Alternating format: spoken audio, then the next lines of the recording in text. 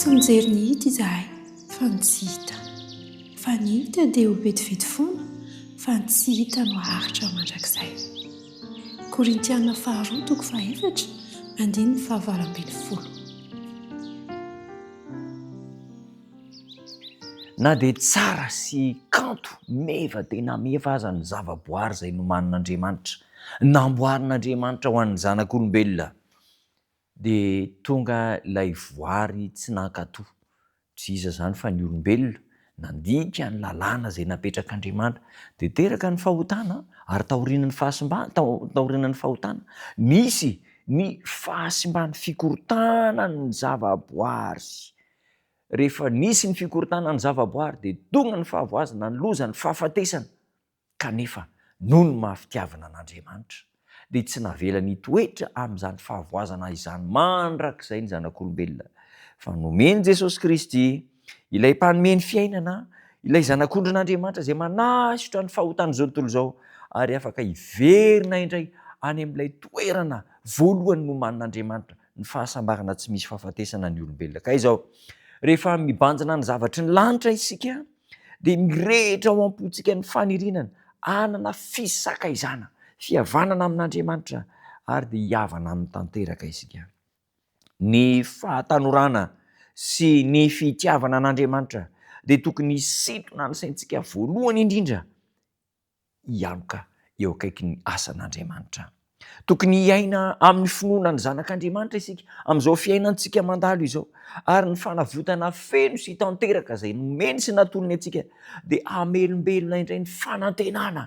Fa na dia ao anatin'ny tontolo kivy, feno fahoriana, feno fijaliana, hianjadiany fahafatesana, teboteby isan'andro isan'andro aza isika, any amin'ny farany dia misy tsara lavitra nomanin'Andriamanitra ho antsika.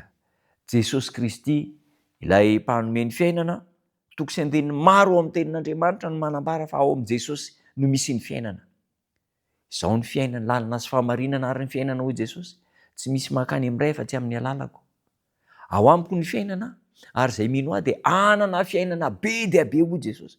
Ao amin'ny filazantsara ny Jaona izy dia tena be dia be ireo andalanteny apetraka Jesosy manambara fa izy no fiainana ary afaka miverina amin'ny fiainana isika. Mova isika mitonona ho kristianina tsy mba hanao ezaka ka hanapaka ny ozony ny fahafatesana mandrakizay izay nalefan'ny Satana, ary amin'ny alalan'i Jesosy dia ho tapaka izany ozony ny fahafatesana mandrakizay izany.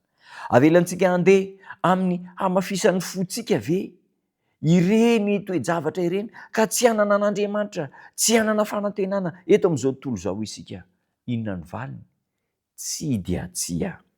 Na dia rabirabiana sy lavina aza ny antso rehetra nataontsika, indrindra nataon'Andriamanitra ao antsika, dia tsy azontsika hovaina, tsy azontsika atao ny mitsahatra tsy mivavaka ho an'ny tenantsika sy ho an'ireo namantsika, mba hahafahantsika miverina indray amin'ny toerana izay namoronan'Andriamanitra antsika tamin'ny voalohany.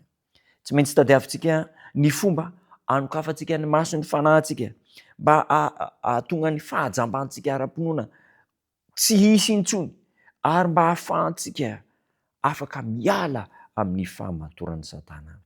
Tsy maintsy manao izay azontsika atao isika amin'ny alalan'ny fanampian'ny fanahy masin'Andriamanitra, mba hanesorana ny sakana rehetra ka mahatonga antsika tsy handray ny famonjen'Andriamanitra. Tontolo be voninahitra nomanin'Andriamanitra ao antsika. Eto amin'ity tany ity, na dia misy fahoriana aza dia andrandrao mandrakariva ny masontsika fa hisy fahasambarana be lavitra noho ny ananantsika eto ambonin'ny tany izay nomanin'Andriamanitra ao antsika. Hoy ny tenin'Andriamanitra amin'ny Korintiana 2:20 manao hoe: tsy mijery ny hita izahay fa ny tsy hita, fa ny hita dia vetivety foana, fa ny tsy hita dia maharitra mandrakizay. Ny tsy hita izay omanin'Andriamanitra ao antsika dia maharitra mandrakizay, fahasambarana, tsy hay ny teny ilazana azy, ahafahana mamariparitra an'izany fa engane mba ho tonga any ianao, engane mba ho tonga any aho, dia hoy ny fitenintsika hoe antsika mahita izy, ilay fahasambarana nomanin'Andriamanitra ao antsika. Hivavaka isika. Misaotra tompo tsara, lehibe ny fitiavanao anay, mamindra fo sy miantra aminay ianao. nomenao anay ny tontolo kanto eto amin'ity zao tontolo zao ity no namboarinao rivotra madio masoandro mibalika ny toerana izay nametrahanao anay tsirairay avy na dia ao anatin'ny tontolo feno faharatsiana sy fahotana azy izahay kanefa tsy avelanao mijanona eto mandrakizay izahay fa efa manomana tsara lavitra ao anay ianao dia ny tsy hita meo toky izahay ampio izahay mba anana ny fanantenana fa indray androany dia tsy maintsy hitanao ary tsy maintsy hiara toetra aminao mandrakizay atao velona ao am-ponay izany fanantenana izany amin'ny anaran'i Jesosy tomponay amen.